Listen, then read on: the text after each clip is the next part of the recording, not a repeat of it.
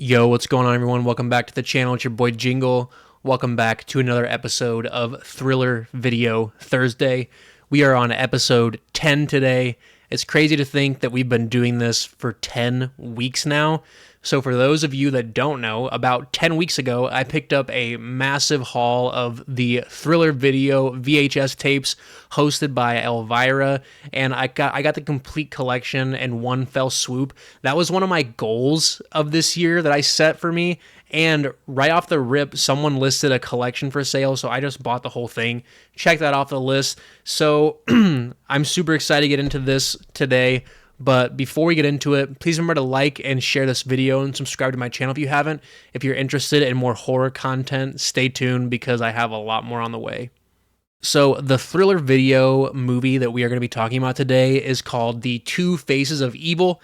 Now, it was not a movie at all. It was part of the Hammer's House of Horror series. We've done several of these so far. I believe 3 of the movies that we've reviewed have been feature-length, two or three. There's some more feature-length movies that we'll get to, but there's a ton of these Hammer's House of Horror episodes, and they're kind of just like an older version of Tales from the Crypt or Tales from the Dark Side from the UK. So this one was released on TV in November of 1980. It was directed by Alan Gibson, who also did The Silent Scream, which has been one of my favorites so far. It had Peter Cushing and Brian Cox in it, and it was a really unique and fun story. He also directed Dracula AD and The Satanic Rites of Dracula, some of the Dracula films with Christopher Lee, which are absolute classics. Now, I didn't recognize any of the actors or actresses in this one. So the movie starts off with a husband, wife, and their son on a road trip, and they almost hit someone in a yellow trench coat, very, very much resembling Georgie from It, but it was not Georgie. Moral of the story is don't pick up hitchhikers. There's a lot more to the story, but never pick up hitchhikers. So as they're driving, this hitchhiker that they picked up attacks their husband and causes them to get into a car wreck.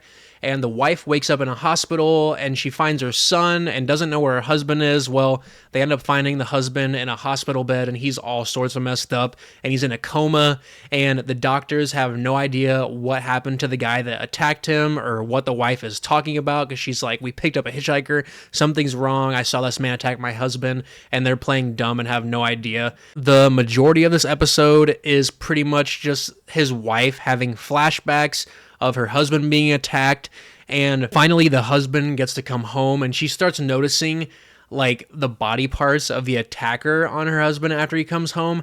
And that's where I start thinking of the movie Body Parts. If you guys have never seen Body Parts, it's a really good 80s horror movie. But basically this guy gets like, he has to have his arms and hands, or I think it's his hands, like surgically removed, and they have to put on like a donor's hands, and it ends up being a serial killer. But it's kind of very reminiscent of Idle Hands, which I feel like they definitely got the inspiration for Idle Hands from that movie. But it turns out that that's not at all what is going on.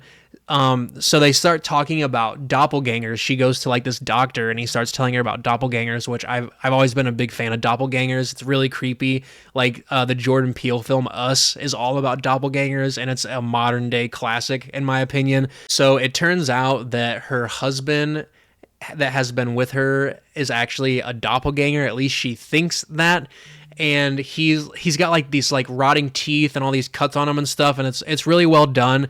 And towards the end, you even get to see the son as a doppelganger, and they're like trying to attack her and stuff, and the police and like the insane asylum people all get involved, and they end up taking her away. And as they're taking her away, it has a really, really good twist, and it just makes you wonder if she was just being driven insane from her PTSD or if all this stuff was actually going on. Overall, I really like this one. It hasn't been my favorite of the Thriller videos that I've checked out. It's in the bottom 3 for me. Like I said, we've done 9 of these now. I think I rated it as like number 6 or 7. But let me show you the box art for this one. It's really, really awesome. I love it. So this is the Two Faces of Evil Thriller Video big box. These are all big box tapes besides the very last one that we're going to do. But I love that artwork on the front there. It reminds me of like Two-Face from Batman. It's really awesome. So yeah, the Two Faces of Evil. I love Elvira right there with all chained up. Whew, all chained up and stuff. Love that. This is the back. It's just a static pose of her sitting in a movie theater chair.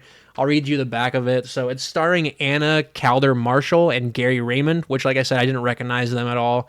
So it says, just the other day, I was doing my nails on the old Buzz saw, and I remembered this tasty little horror treat that'll make your Revlon nail polish run cold. It's called The Two Faces of Evil, and it has to do with this couple named Martin and Janet Lewis. Weren't they a comedy team in the 50s who picked up this zonked out hitchhiker on a rainy night? Well, this guy does a manicure job on Martin that would make Helena Rubinstein turn over in her grave, but what he really wants is to get his hooks into Janet. Oh, there goes the buzzer. Time to varnish my wig. Enjoy yourselves, my little cuticles, and unpleasant dreams. So that was the Two Faces of Evil, guys. I try to talk about these as much as I can. It's hard to get into a lot of them, though, because they're only like this one was like 50 minutes long, I think. It was pretty short, but it adds on some extra time with the Elvira monologue and stuff, and I love listening to her talk about these and like all the witty jokes she makes. She's so amazing. She's always been one of my favorite horror hostess. But yeah, that is the Two Faces of Evil, guys. Next week, we're going to get into The Guardian of the Abyss, so stay tuned for that one. Thank you so much for hanging out, and until next time, unpleasant dreams.